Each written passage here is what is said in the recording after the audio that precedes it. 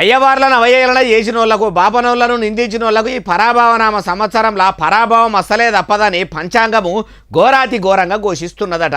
మరి చిన్న కులాలోళ్ళను పెద్ద కులాలోళ్ళు ఎంత అవమానించినా కులం పేరుతోని ఎంత నిందించినా ఏం కాదటనా అంటే ఏమో మరి.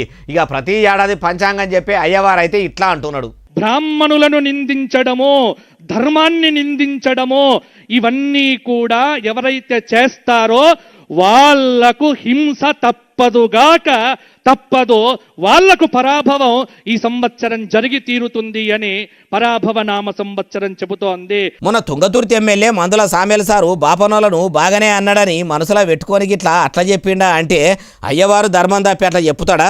అసలు అట్లా చెప్పడనే అనుకుంటురు. ధర్మమును నిందించిన వాళ్ళ అంటే నిందించేటోళ్ళు ఎక్కువ మంది లేరు గాని ధర్మం తప్పి న్యాయం తప్పి చట్టం కాన్లు కప్పి రాజకీయం లీడర్లు మాత్రము చెయ్యరాని తప్పులు ఎన్నో చేస్తురు.